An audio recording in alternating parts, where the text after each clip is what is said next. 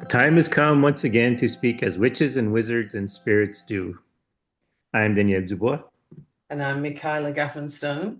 and we're your hosts for the Think Like a Wizard podcast. Welcome to Season 6, Episode 5, The Morrigan and the Lord of Crows. We went in All an right. interesting direction this week. Yeah. You want to go first? No. All right. So my week has both been, it has been eye-opening, but it has been just sitting around and letting the spell of me and the Lord of Crows cast. What do you call it? Cook. There was another word I was looking for, but I'm going to use cook. Cook. So we cast it on Sunday, and then it's pretty much taken all week. But opening my eyes as saying that was that, so he and I have been bound at the eyes for the whole week. Interesting. Yeah, and part of the spell, or yeah, a part of the spell was to show the world how I viewed Kyla's dog. So it was to open the eyes of the world. And I was Oh, used to model that. That's why his okay. eyes are connected to my eyes. I don't mean specifically the world's going to look at things as I do.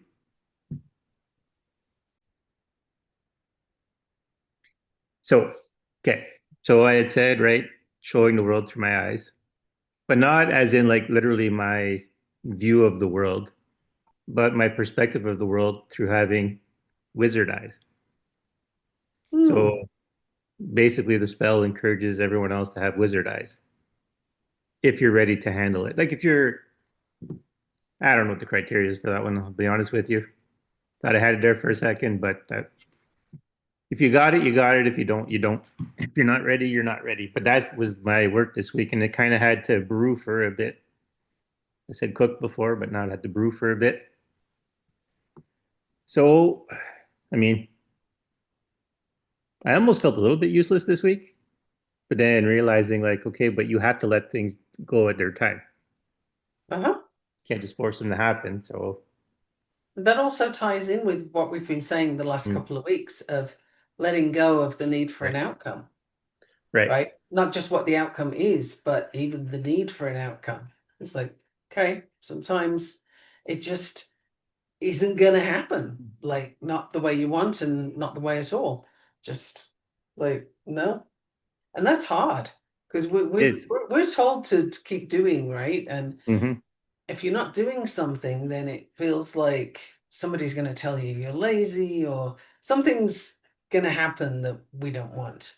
So we're kind of wired from childhood to need to do something. And Right. that That was probably actually, was the lesson. yeah. Well, and that is the lesson I took this week. Like, I pulled some cards, and that was always the reminder of just let it be, let things be as they are. Hmm. Do by not doing, like was the quote, the best quote I got this week. Do by Do not by doing. not doing. Yeah, yeah. And sometimes, the cliche of less is more is true. Hmm. Still hard to sit with though, Yeah. I think.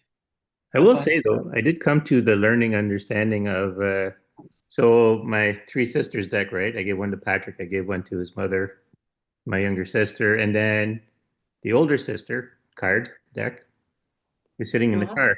It's the car deck now. Okay.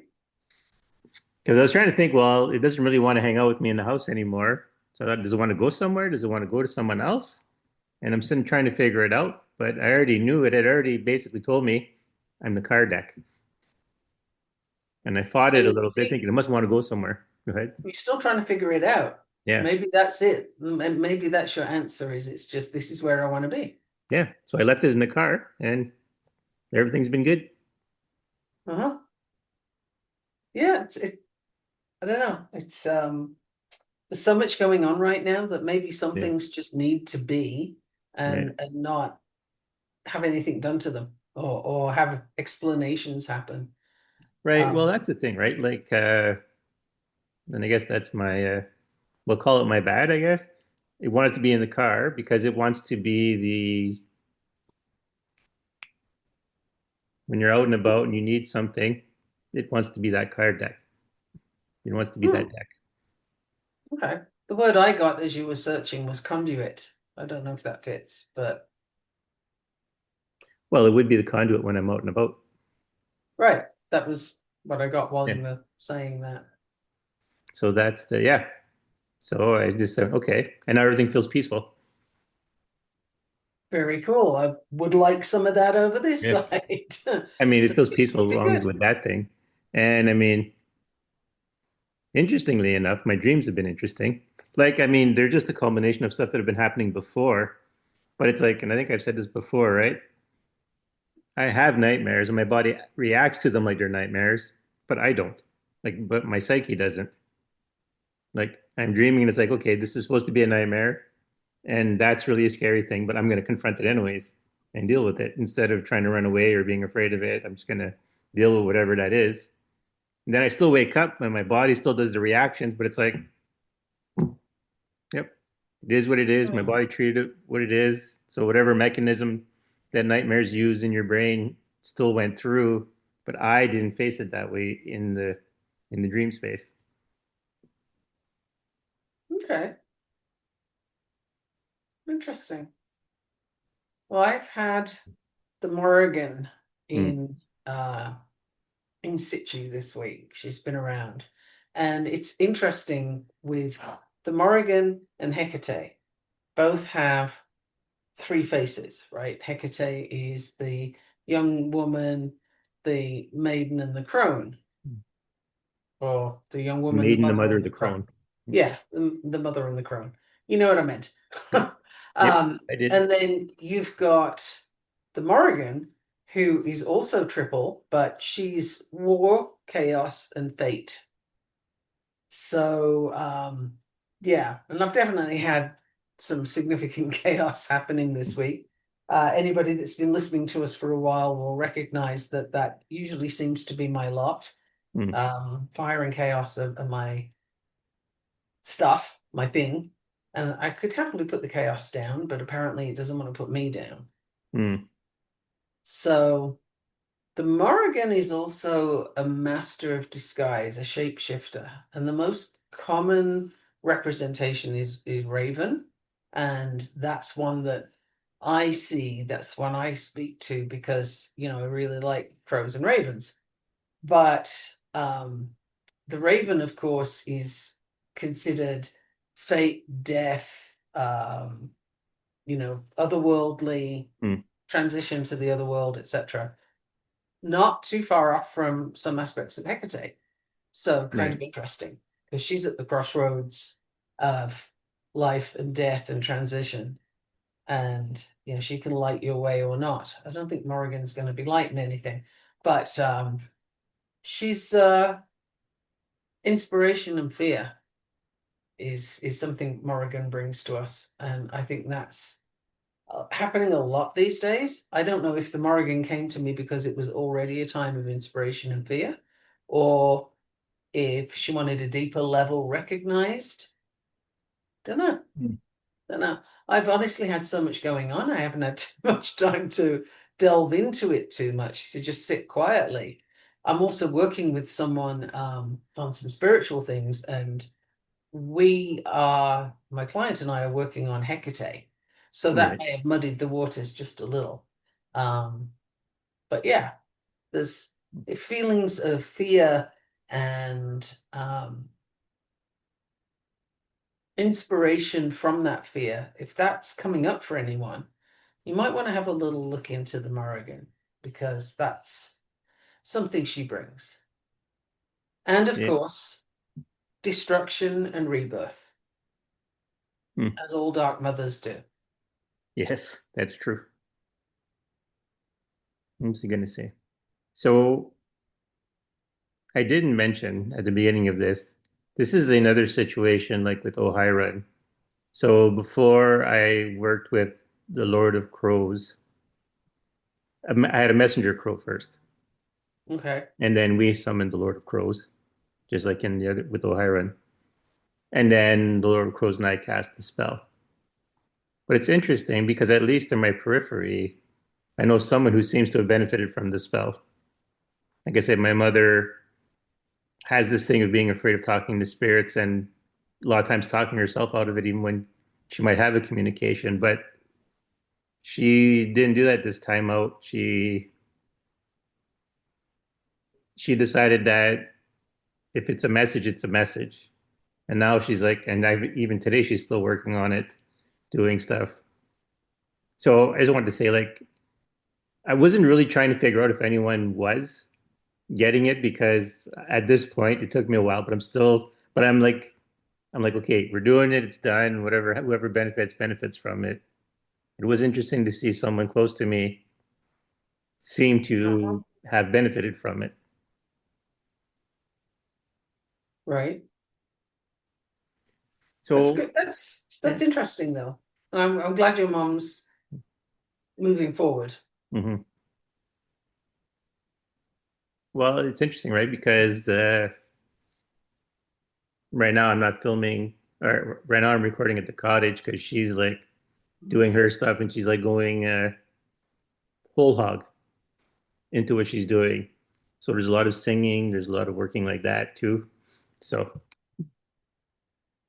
Nice. she started writing music. Some of her music is being played by some local bands, and she's working on a new song. That was kind of the result of her work, of her spiritual work. That's going to be interesting. I would Yeah. like to hear that when it's ready. Hmm. Well, Yeah.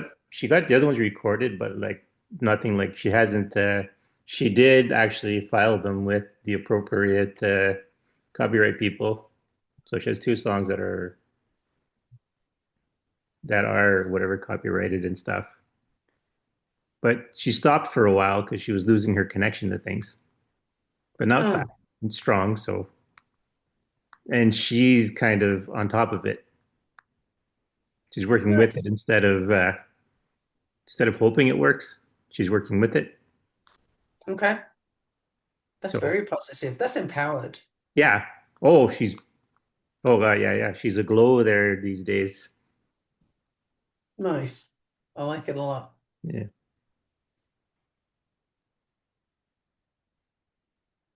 Yeah.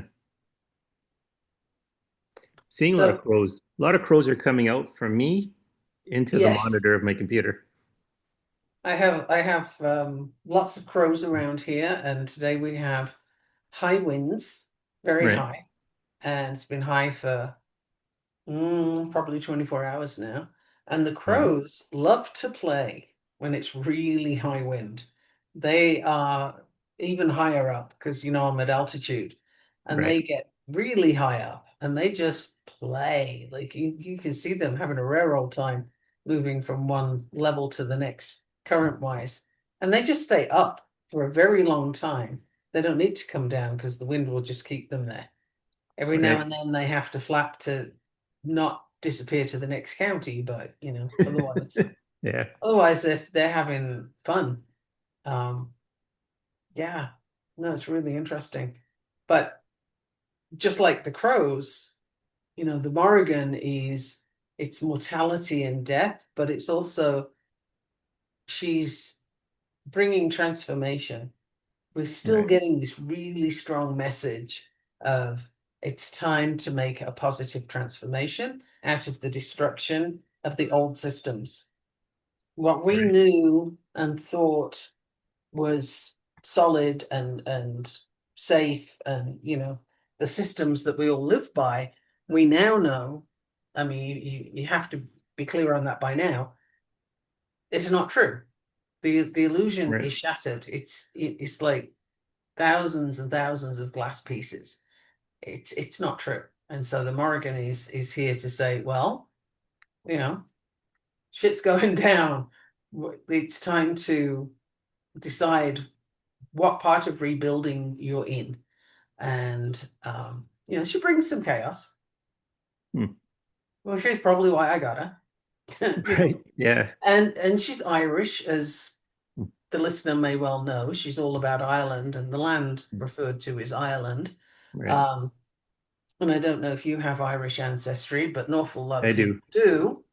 do. Awful lot of people do, and my dad was Irish, so that's perhaps another connection. I don't know. And Ireland's certainly got a lot going on right now, but everybody does. So, Yeah. I think in Canada it's hard to. There's a very heavy Gaelic presence, even if not necessarily specifically Irish. There's still that whole yeah, Gaelic subcult or that Gaelic group hmm having a definitely. big influence. Um, okay, so I just come to an understanding about something. So this episode is finishing the spell. And that's why I'm getting a lot of crows coming out of essentially the Lord of Crows and going into the screen. This is like with the Kali, where she put energy into the screen. So whoever's listening to this is probably going to receive something. Those crows may be coming to play with the ones here because Hmm. the wind is calling. Right. Because they're like just flowing. Uh-huh. Well, that kind of works with what I got going on here Hmm. as well. Well, and that makes sense, right? Because I was telling Michaela before we started recording that the Morrigan came up as a was presented to me as a concept when I was looking for who possibly could be the connection to the Lord of the Crows or this messenger crow I had. And so she was one of the options. But it's a lot of crows flying. Mm-hmm. You Yeah. know, and this is like so I guess a little bit of a magical lesson here. Magic works however the hell it wants to work.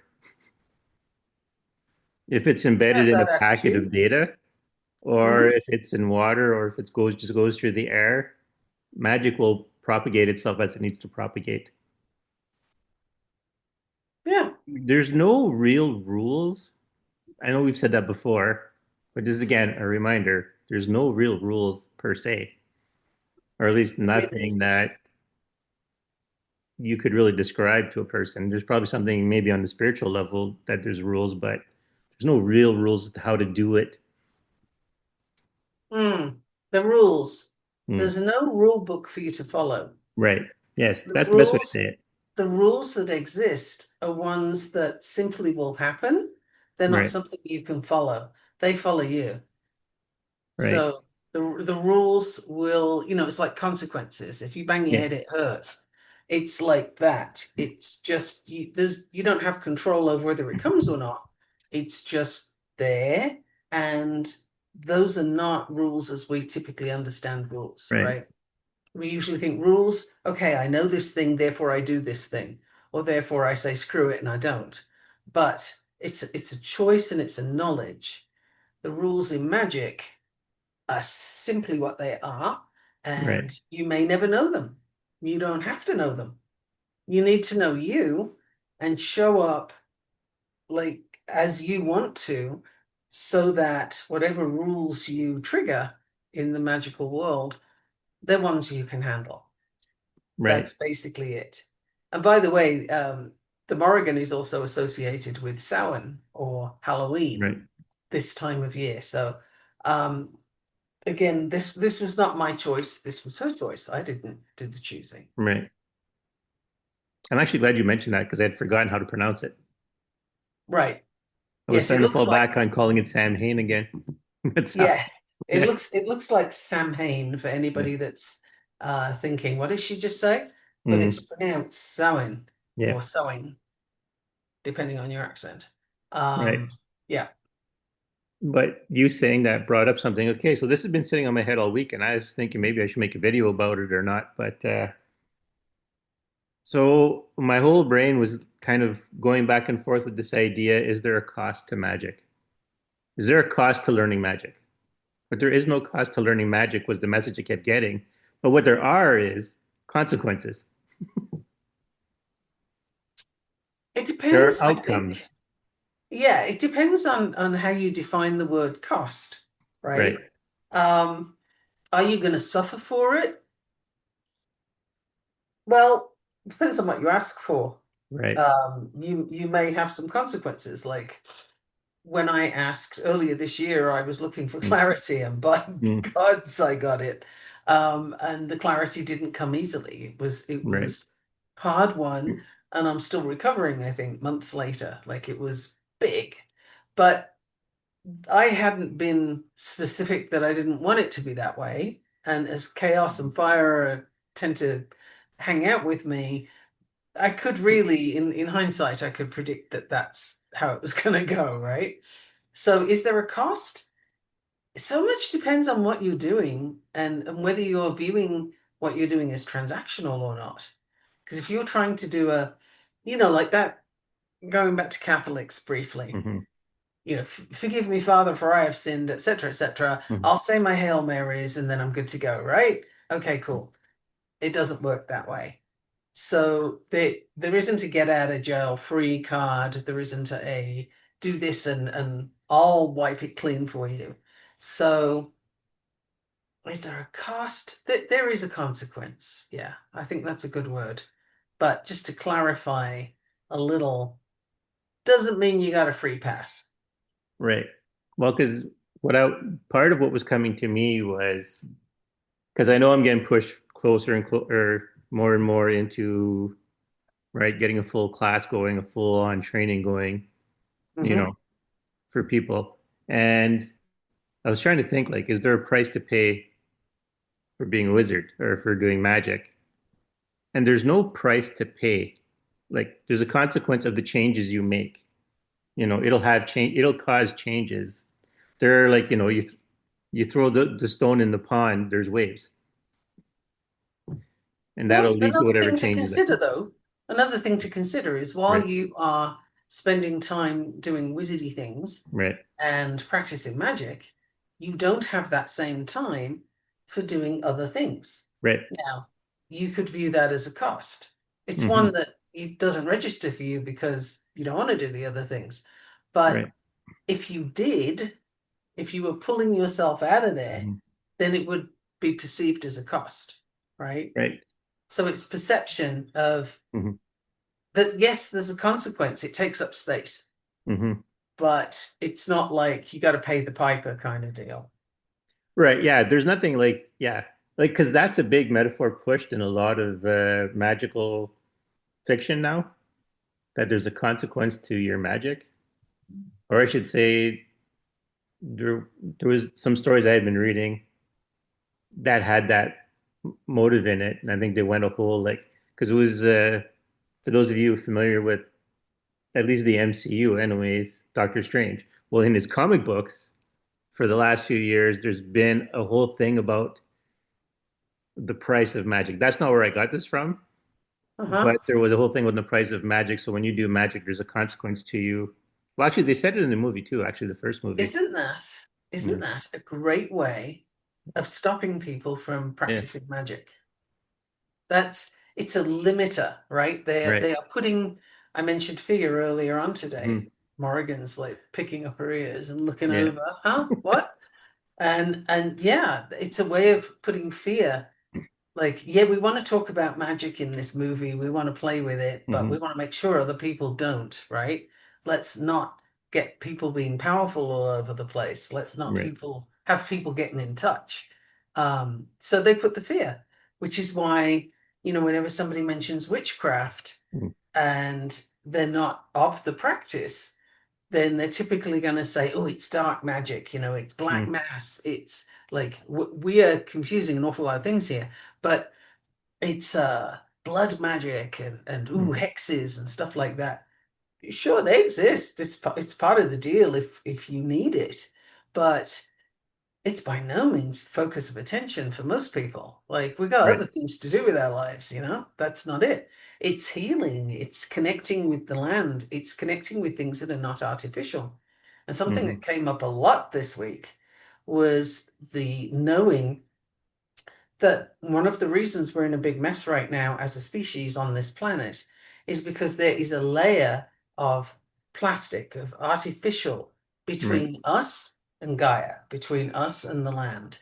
And that is very, very problematic. It's disrupting, it's like a hormone disruption. It's disrupting systems, it's disrupting connection, and it's making people ill. They're thinking ill, they're feeling ill, their motivations are ill.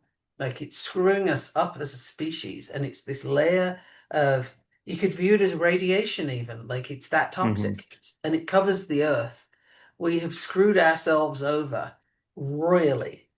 And, Mother Nature's fighting back, but she's fighting through all this plastic and stuff. And Right. meanwhile, we're sitting on top of the trash heap thinking we're in a good space and we're not. Right. That has been a big thing for me since I started my Eat Like a Wizard experience because it's like the all this would have been a lot easier in nature because it's like then Well, yeah. I would have no choice. I'd have to follow the seasons Hmm. because that would just be how it is. And then I wouldn't have to worry about, GMOs or artificial ingredients or synthetic ingredients because they wouldn't exist. I would just be eating whatever is natural. I mean, yes, eating in nature has its own issues, but it's a lot easier to eat properly than it would be to than it It's is more not to. clear cut, Yeah, it's more clear right? cut. Yes. Eat the wrong mushroom and you're Mm, done. You right. know, if you get stung by a nettle, take the dock leaf that's right next to Mm, it because they always grow together. right. Crush the dock leaf, rub the juice on where you got stung, Mm, and it'll take the sting away. This is literally nature gives you the problem and the cure side by side so often, so often. And you only need a very little because that means there's enough for everyone. If you mm, take just a very little, too much is toxic. I've right. mentioned foxgloves before. Hmm. Foxglove is a flower that grows in the UK all over the place. Like, you see it in hedges and it's everywhere. But the oil of foxglove is digitalis, which is a potent medication for heart failure. So, it regulates the system, it regulates the heartbeat.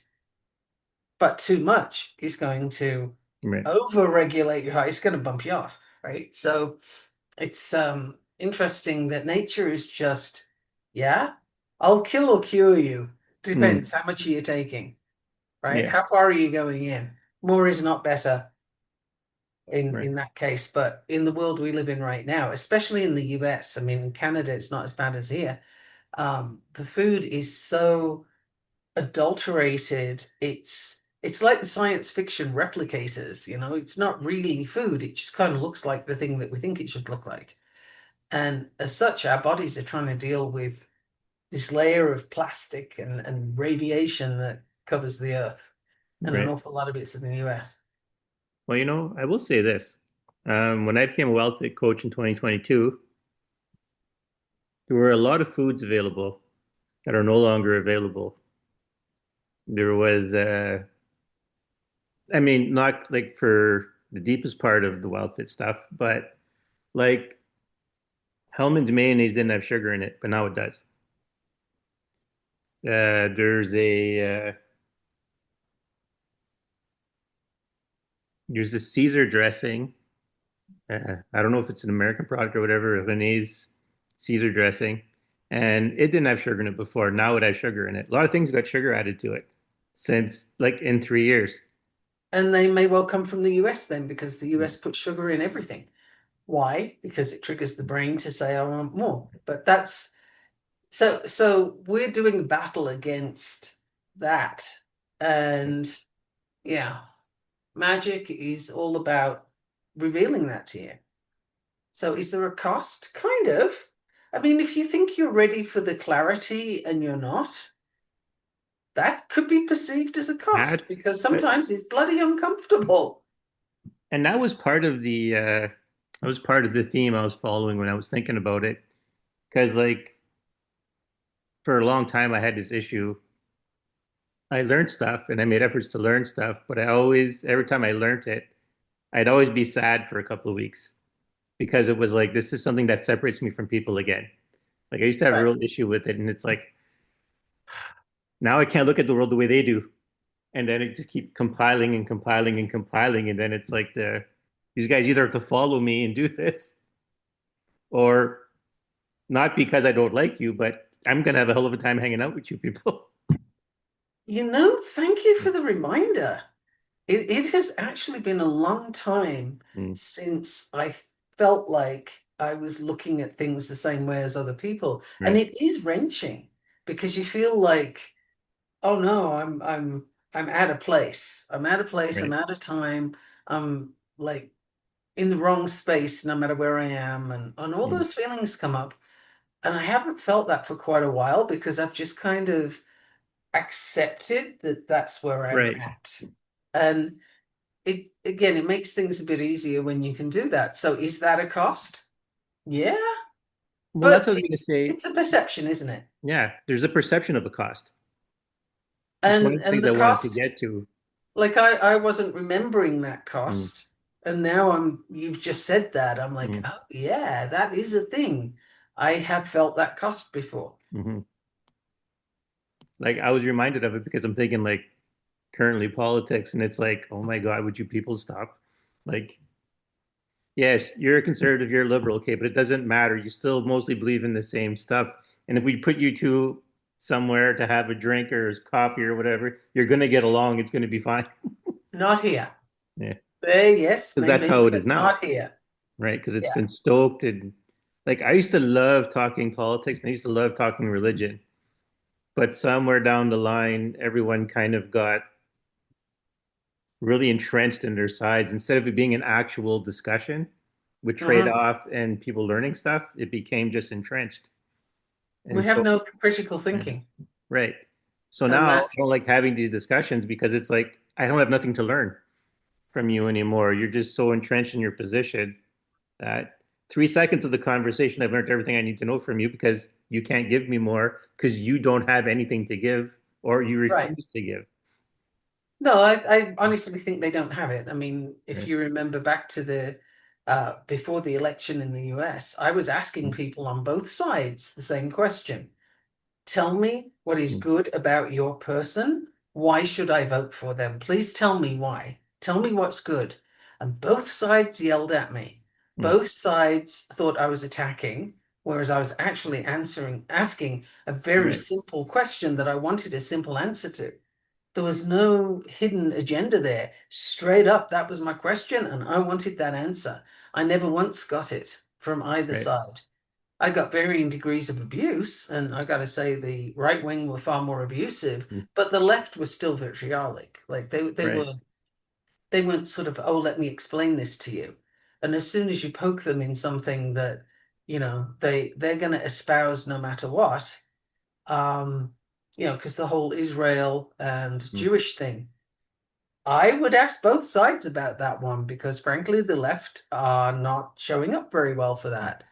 And the two things should be separate and distinct, but they're not for a lot of people, which means they don't understand what they're mad about, right, right? Because anti-Semitism is just it's Jewish people anywhere in the world, whether they're religious or not. Israel is a country, and they right. currently have somebody in charge who a lot of people don't like very much, just like the US has, right? Well, and that's the big thing. So, It is. That's the big know, thing. would people come and attack the US because they don't like the president? I doubt it. Yet they feel free to go do that to Mhm. Israel, but then they also consider anybody Jewish to be a fair target. Mm, Okay, explain that to me. I would like somebody to tell me where the connections are because they're not. But, the left didn't deal very well with being poked in that, and the right, actually, they didn't deal very well with it either. So, we're in time now where there's so much separation, so many layers between us and what's really there that we need the magic of disintegration and rebirth. right. Well, that's the thing, right? Because like even me, like politically, like I'm trying to grasp this idea, right? Because like I said, right, I usually consider myself a filthy leftist liberal, but I don't even know what that means anymore politically. Like, what does that even mean? Like in the current parlance, being right wing, being left wing, what does that even mean? Like, at best, I can think of is liberals are early adopters and conservatives are late adopters. That's the best I can come up with. Yeah. Here, I don't think we even have those distinctions. Like, it's just one wants to lock people up and abuse them, and the other one doesn't. I think that's the biggest divider here. But Right, we've gone into a very weird state where none of it is how we thought it was. You know, the illusions are being broken down everywhere. What are we going to do with that?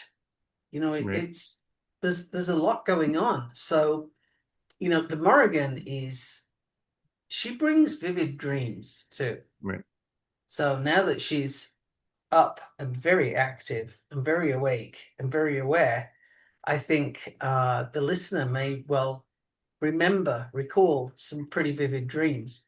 So a little peace of mind I would like to offer you right now is if you do dream, or if you think you may, then before you go to sleep, inform out loud, I would say is good.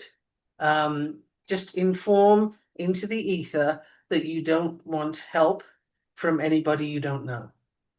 right, And if you are looking for help, be specific about from whom, because there are spirits who are out there saying, oh, hey, you know what? That person needs some help with this dream because they need this experience in there. And they'll come and mess it up for you. right, And they're providing something. The question is, do you want it? So if you're prone to nightmares, you may want to be very clear that you don't want to be messed with. And you can say that before you go to sleep, and that should be protection enough. Now, the other thing right. is, if you want to enhance your vivid dreams, if you want to have stronger ones, then the herb mugwort is really useful. You can make a tea out of it if you like. I'm not a fan of the flavor myself, but you can also make like a little bag and put it under your pillow so that you're getting the aromatherapy Right. effects instead. Um, you can use mugwort in all sorts of ways, but look it up, see where you can get it from. Mugwort Mhm. will help you with your vivid dreams. Um, the other thing is she can come in through emotional intensity, life disruptions, supernatural phenomena. So if you astral travel, beware, you might meet the Morrigan on the way. Mhm. You see a large raven watching you from somewhere. That could be the Morrigan, and she's when she guides an individual towards transformation, it's not subtle, it's not gentle. She kind of gives you a kick up the ass. Right. It shoves you in the right direction, whether you wish to go there or not. So, you know, is she evil or good? Yep. Yeah. She's powerful. She's Yeah. influential. So, death, war, fertility, cycles of life and death, Mm. the afterworld. I don't know. Pick one. Is it good or is it bad? I'm going to Yeah. say the answer is yes. Again, it's all perspective. Where are you in that? And what did you expect? Right. That actually sets me off on the thought of so, as we've said, it's not what you think it is, but there's so many, like, how to word this? You have so much power and don't realize it. And it's the decisions you make with your power that either leave you vulnerable or reinforce you. And like Persephone said, that's a lot. Yeah, that was last episode. Like Persephone said, the door closes behind you when you make a choice. We are very much in that space, and people are choosing to be stuck. And here's the thing, what Right. I'm getting very strongly is Hmm. you have to own it. Yes. If you're stuck, own it. If you're moving forward, own it. You make a decision, own it. Because sort of abdicating your power or pretending you don't have it, not acknowledging it, none of that is an excuse. And I think Right. that's something that I'd like people to take away with them about magic is there's no excuses. Like there truly is no excuse.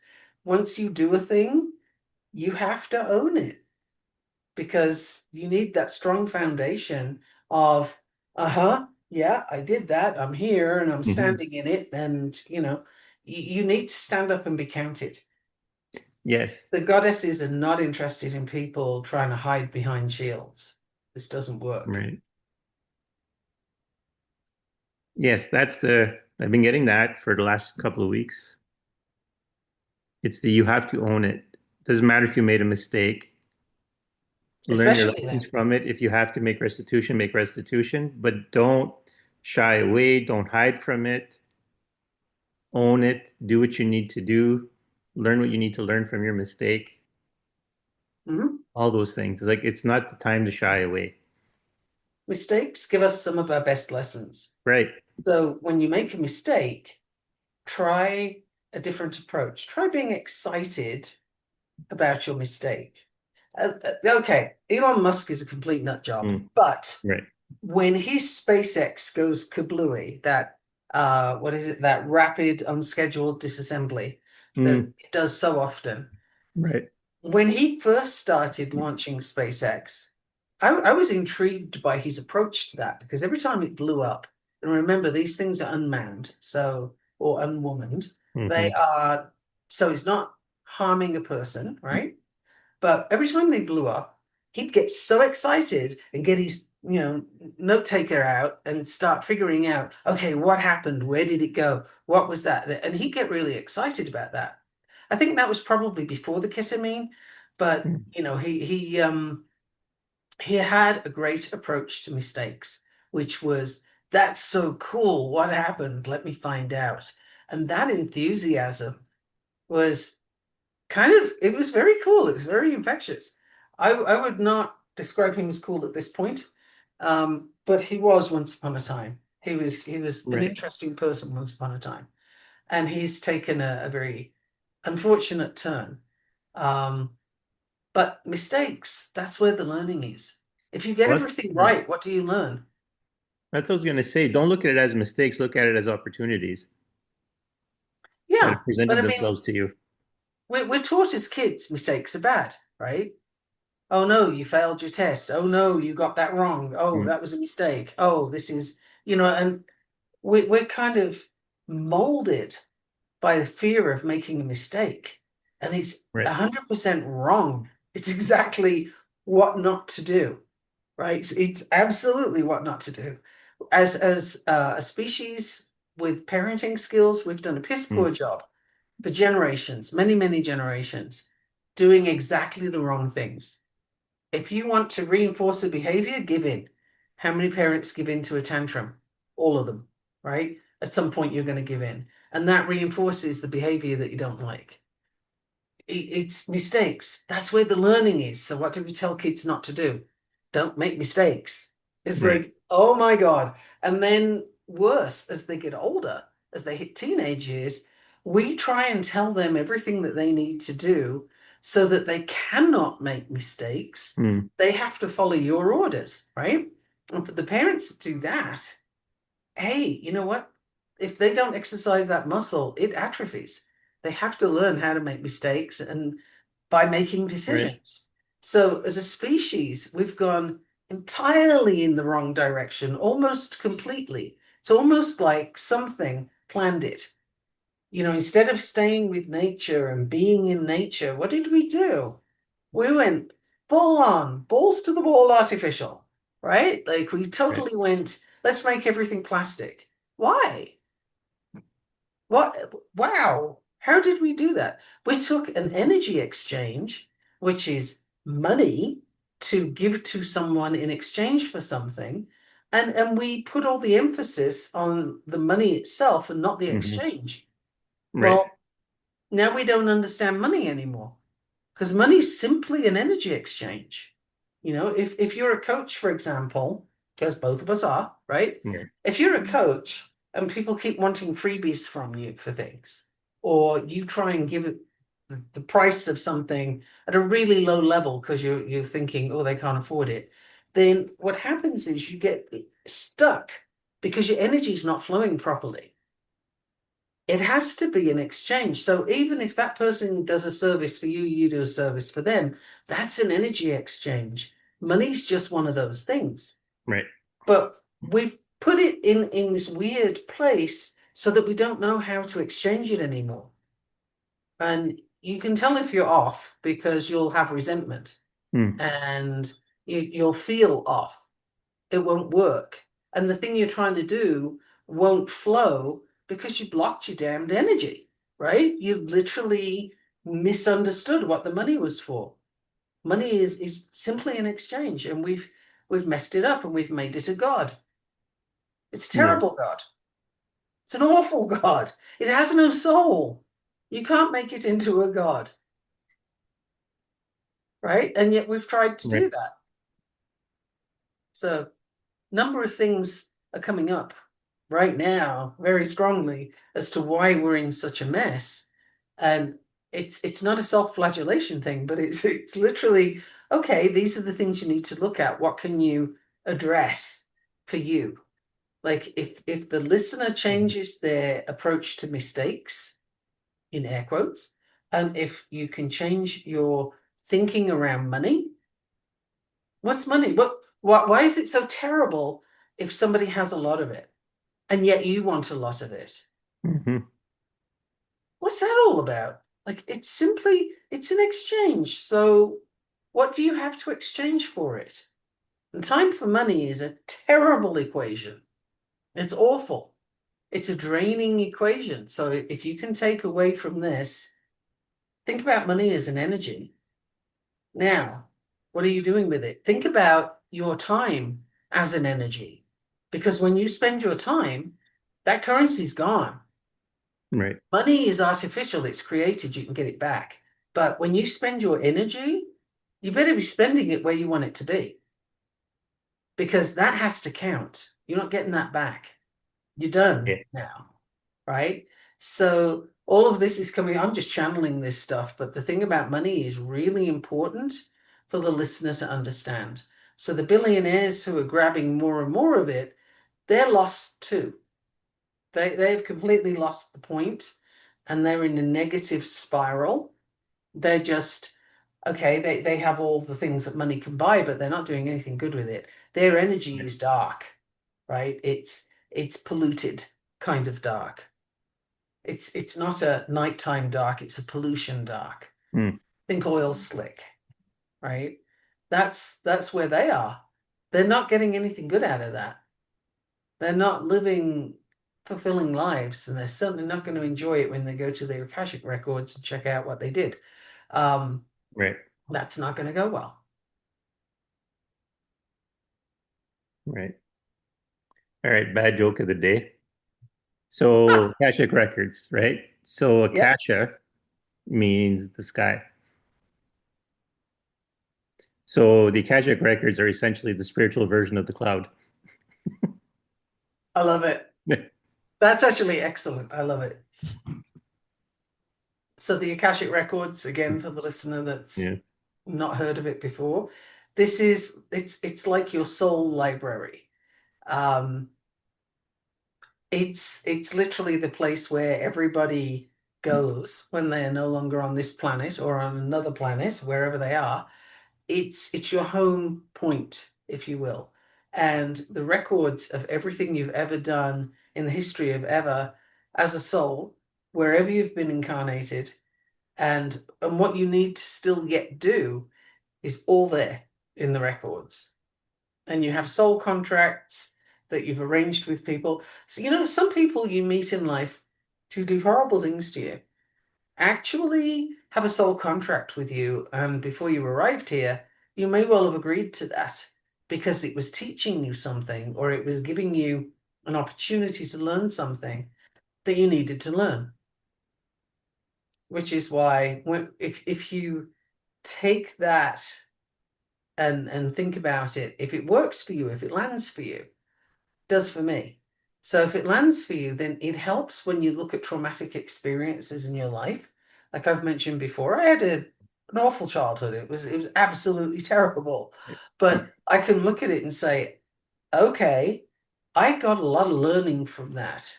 And that's what I choose to focus on now. And maybe there was a soul contract there that needed to be dealt with. I don't know, but I'm just going to leave it where it is because it's had enough attention. Now I'm going to play with the learning. Right. So it robs it of the power that you gave it as a child when the thing happened. It's a process, but worth doing. Right. Yes.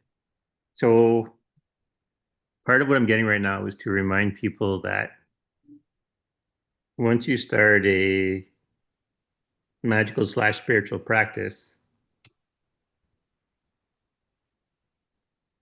your view changes because the things you need to do it effectively, your view on things have to change. There's no morality applied to it. That's up to you what you do, but how you view it changes your connection to the world and it changes, well, it'll change your interaction with people because you're going to see that they're not seeing those things you're seeing. But because you've kind of crossed a threshold, you Hmm. can't go back to that. Correct. As in fact, one of the things my husband says is you can't unscramble an egg. Right. That is exactly it. You can't change it back once you know it. And once you've experienced a thing and once you recognize it, any of those things, when you start with a magical practice, whatever it is, once that interaction gets going, you can't make like it wasn't there. You could try, maybe, but it's not going to go well for you because you're going against nature. You Right. can't pretend effectively that what you know you don't know. Like you just can't do it. Right. It'll be easier to actually to just keep refining your craft than it is to try to go back to where you were before. Right. And you just can't. Once you see a thing, that's it. You've got it and you can't pretend otherwise. Um yeah, it's so is there a cost to magic? There's another answer for you. Mm. That could be considered a cost. Right. It's just not if I strengthen your right hand, I'm gonna take your left, Right. right? Like it's not that kind of thing. It's not Yeah, you're punitive. not selling your soul to anybody. You're not. Right. It's not a punitive Yeah. transactional thing. That is incorrect. It's not a rule book. That is also incorrect. Right. Uh, I mean, have one if you want one, but you might as well make the rules you like, right? Because Right. they're as good as anybody's. And that's another thing we've done as a species with the way parents have raised their children for many generations now. We have taught young and therefore become this. We will rely on other people's opinions and other people's information before we will rely on our own knowing. And you got to get rid of that shit if you're going to do some magical practice. You have to get rid of that. You got to clean that one out. That needs scrubbing. That's like, no. Because if you always need somebody else's input, what are you accepting? What are you bringing into Right. your energetic field? What's their motivation? You don't know. You could come across somebody. I know a few people in the witchcraft world who I love what they do, like what I see of it anyway, and I'm very interested in their perspectives. But would I take their word, any one of them, for how to do a thing? Not blindly, I wouldn't, no, because I have no idea what their motivation is. I know what I see, but that doesn't mean it's what it is. Right. So, you got to look within. With human design is all about looking within. It's how do you operate, not what did somebody else tell you. Mm. So that's an important thing to clear up. Right. Well, that's the thing, right? Because like, so when you have I make the distinction. I say magical / spiritual because just a spiritual connection or spiritual practice is not the same thing as having the magical component put to it. There's different requirements when you add the magic to it. Yeah. I mean, you can do So, either or right. both. Yeah. Like, I mean, you can. just have a spiritual practice and not do any like and not do any magic, and that's perfectly fine. If that's for you, that's for you, right?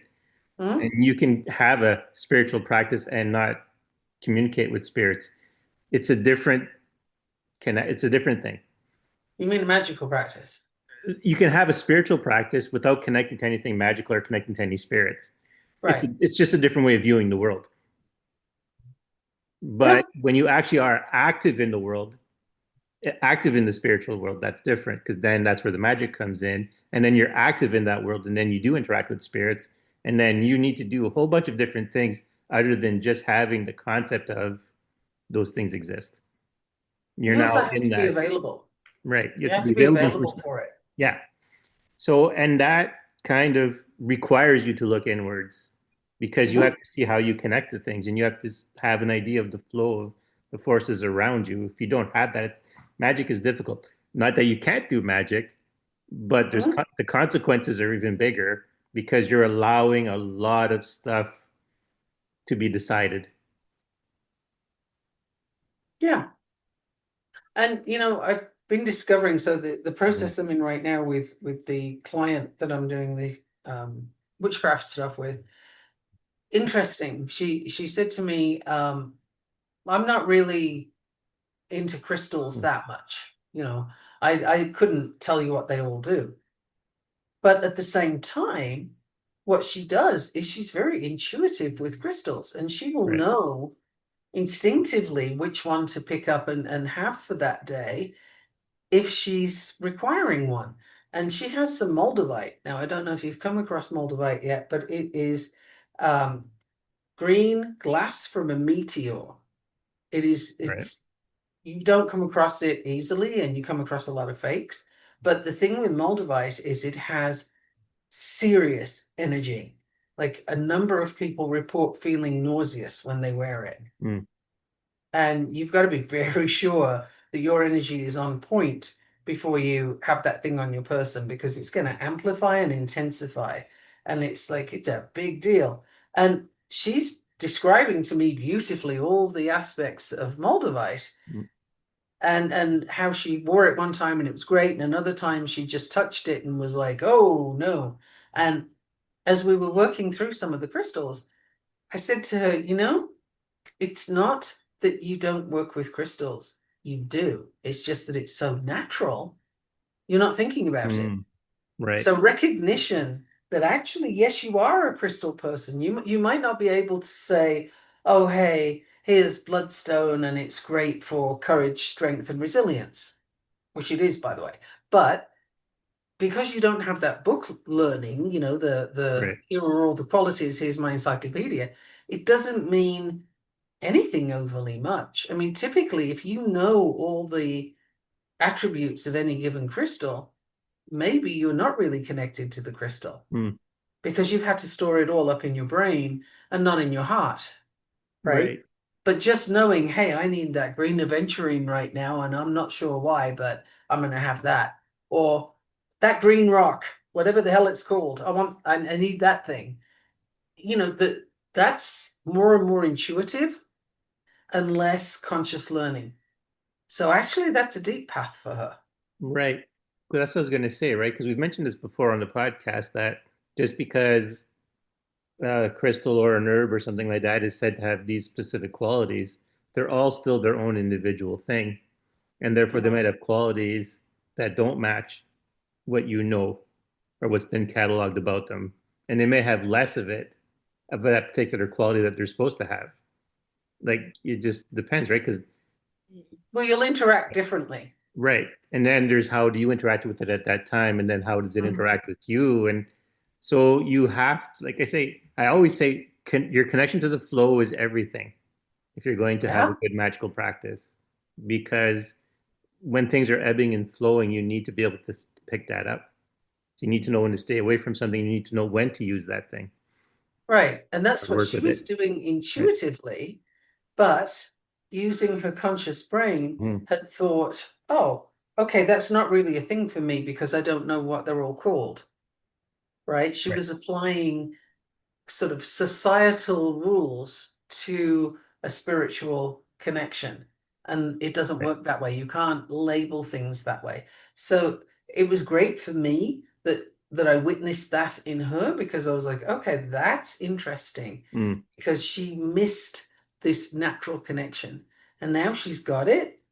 Now she recognizes it. Ah, okay. Now the need to know the name of everything has gone away. Doesn't matter, because it never did matter. And now she can just literally go with, I want that one today. And frankly, you could go out into your backyard and pick up a rock, and maybe that's what you need today. Doesn't have to be a particular shiny color, right? Color isn't everything. It, right. it's it's it's from the earth. It's a natural thing that has been here for many thousands of years. It has seen way more than you'll ever see. So, what is it stored? What energy is in there? What is it offering to you? It Right. could just be a garden rock, right? So, don't get too focused in on the labels and the shiny. It's not that important. It's your connection. Do you have one or Right. not? Right? Where is your connection? That's And that's in absolutely any true. of the things we do. Some people have cards and they look at them and they're like, yeah, not doing anything for me. Others, you just touch a card and you know which card is yours. Mm, The card will jump out at you sometimes. I love it when that happens. mm, When I have a card that just kind of falls on me, even though there was no reason for it to fall, I'm like, okay, all right, got you. And I get the message. Let me see what there is. Um, I love it when that happens. Does it have to follow, okay, I'm going to lay it out in this way and then it's going to look that way? No, it's a guideline, it's a suggestion. You can do that, or you right. can do what comes naturally to you. So, what I'm asking people to do is look for where you just have a thing you do without thinking about it. Right. That's you in flow. Where is that? Well, I was going to say, right? So when someone gives you the advice of let go, we're not telling you to give up your power. We're telling you to get out of your way so that your Hmm. power can manifest itself. Yes. So again, it's not what it Mm, seems, because what we're saying is the opposite to that. It's right. not let go of your power, it's let go of all the shit that's hiding your power so that you can actually access it. Right. The That actually, that, stories. yeah, I was going to say that view, if you manage to adapt that view, your world will change. And not just yours, your interaction with other people's worlds will change. Actually, I'm really glad you mentioned Yeah. that, because your interaction with others earlier on, when you said it, it was from your perspective of, oh no, no, I can't do that. Right. But think of the other person too, and be aware when we go back to magic and Mm, cost. Well, some people you might simply not want in your environment anymore, because their vibrational level, their flow, and yours mhm, were never simpatico. You just realize it now. right. And maybe your circle changes a bit. Okay, so be prepared. Right.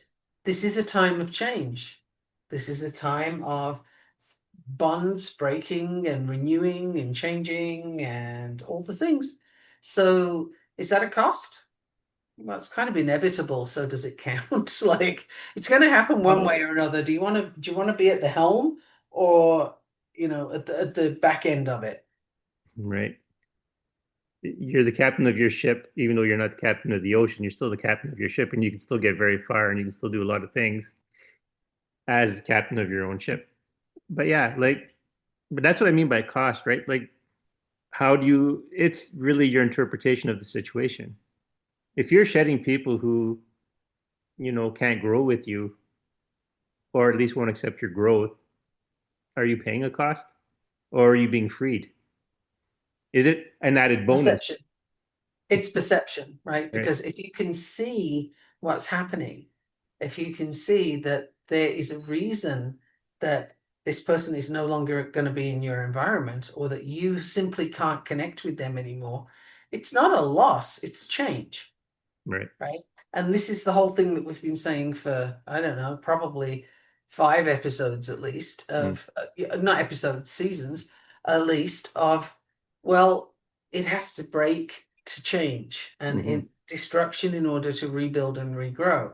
Right. This is that happening, right? And you don't stay with the same friends you had when you were 2 years old for the most part, right? We grow and we change.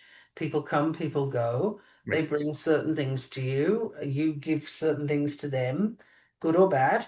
And, there's a flow, there's a change.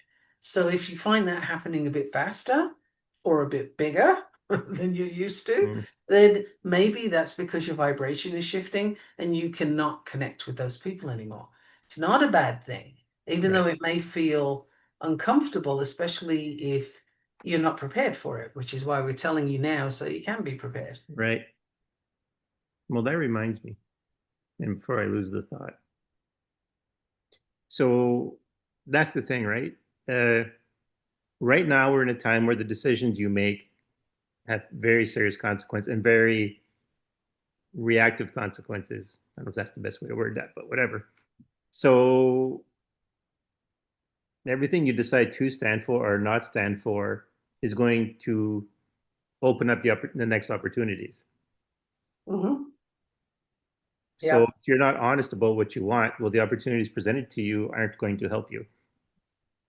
And you got to do that much more work to get back to where you right. need to go or to get to where you need to go. You can't go back, but you have to find a path forward to the back to the path you need.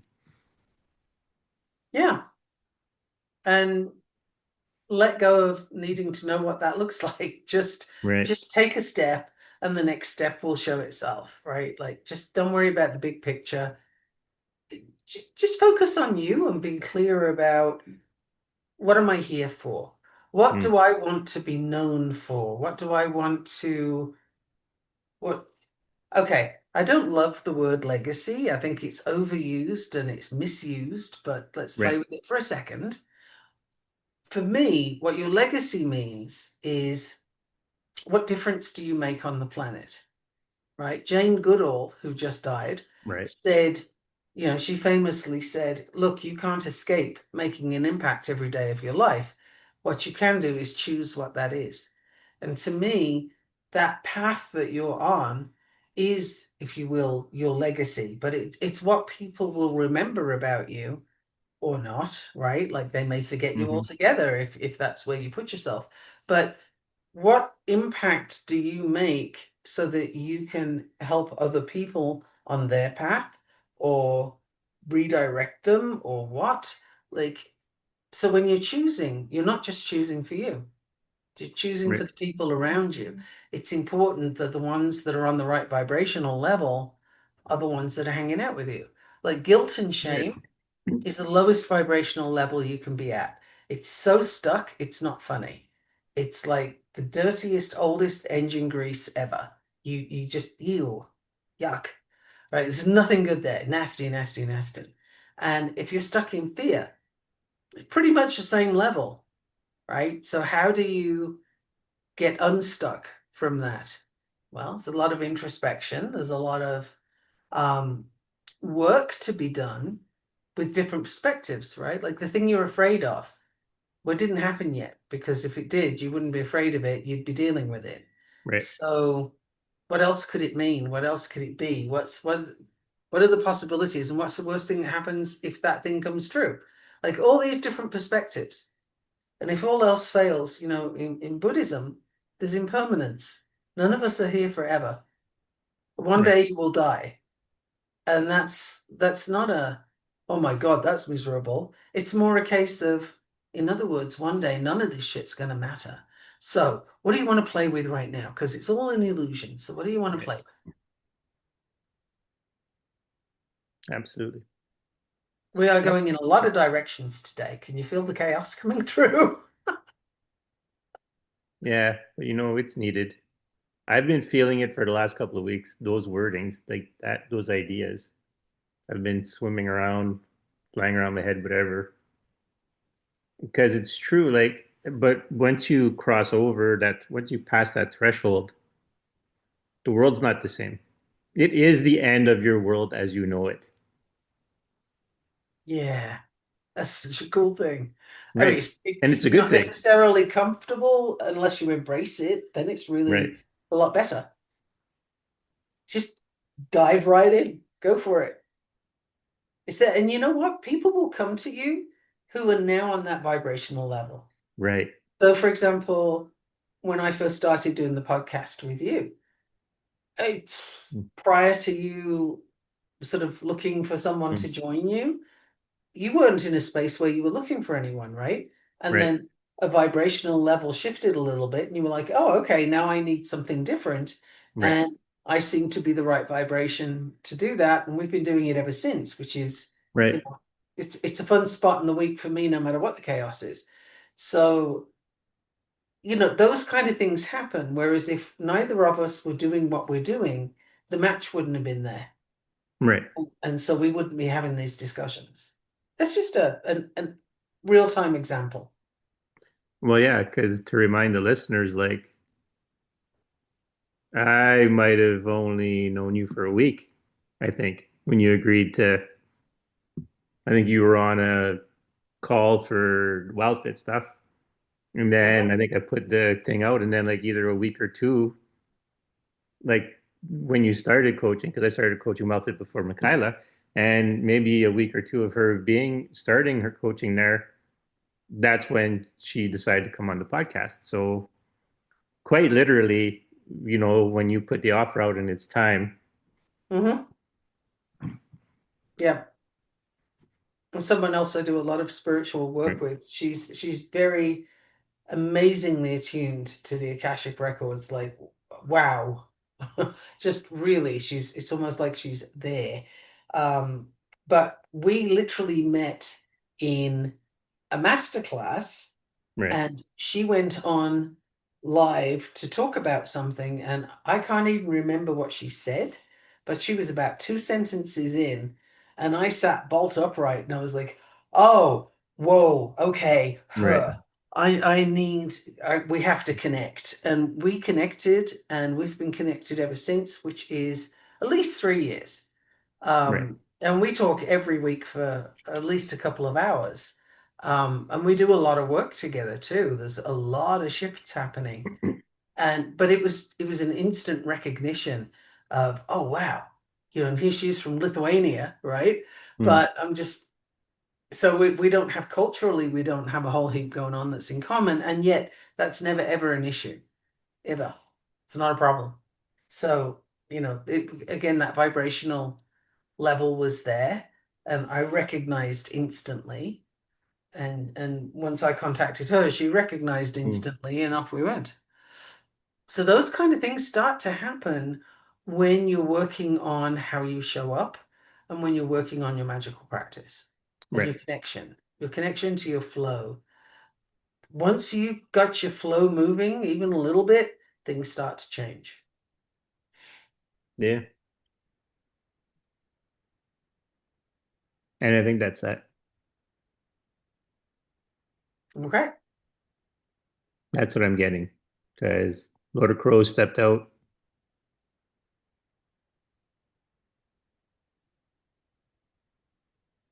Morgan's like patting me on the head. So I have two things left to offer.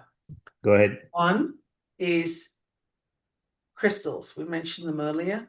Right. And the Morrigan would like you to understand. She has a number of crystals associated with her, but black obsidian is Right. notable. It's used for protection, to create a sacred space, and to shield your energy during rituals. I think this one is actually for you, Daniel, but black obsidian. The second thing is black tourmaline, and that's highly protective, wards off negative energy, and again provides divine protection. So Right. black obsidian, black tourmaline. These are ones that you should keep close to you, whichever one you're feeling that day. But that's gonna help cleanse your energy and keep it safe.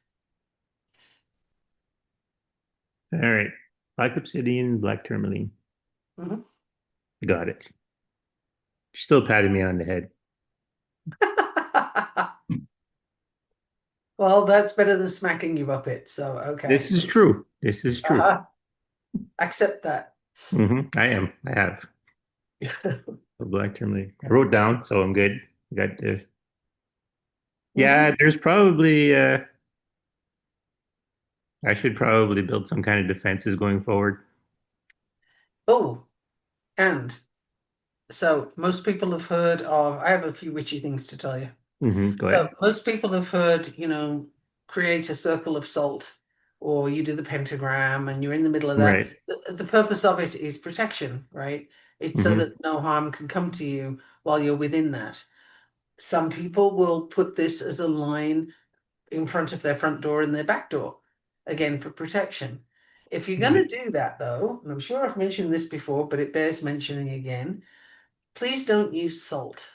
The salt does not need to go in the earth. Salting the earth means nothing Mhm. grows, not just negative. But Right. eggshells, chicken eggs, duck eggs, turkey eggs, hmm whatever, dried eggshells ground up will do the same thing. They form a protective layer. So you can put a line in front of your front door, line in front of your back door, and have a protection spell that you want to say. It can be whatever flows naturally to you, but you want to seal in some protection for good energies within your home, and anything negative stays the other side of the threshold. It Right. cannot come in. And it's a good practice to do before you start doing magical practices. It's if you've been doing them and you feel something's off, get yourself some sage, probably, depending on where you are. If you can get it, a bundle of sage, and you sage your house. Smells a bit like you've been smoking weed, but whatevs. Mm. Go through and sage the house so that you're cleansing those negative energies, and then put your layer of chicken egg shell hmm outside to keep your space clean. These things are required periodically. And when you buy Right. crystals, you might want to sage your crystal because you don't know who's touched it before. You don't know what their intention was. It has a history. You don't know what it is. So find a That's way to cleanse it. You could do it in the full moon, depending on the crystal, uh, moon water, which is basically water that you put out in the full moon and let it be blessed by it. Um, there's different ways to do it. Find yours. right. All Well, my right. dogs are about to start. Mm. All right. I got a few. Yeah. No, I think we're good. I think that's where the episode stands. Mhm. All right. So once again, I'm Daniel Dubois. I'm Michaela Gaffinstone. Until next time. Until next time.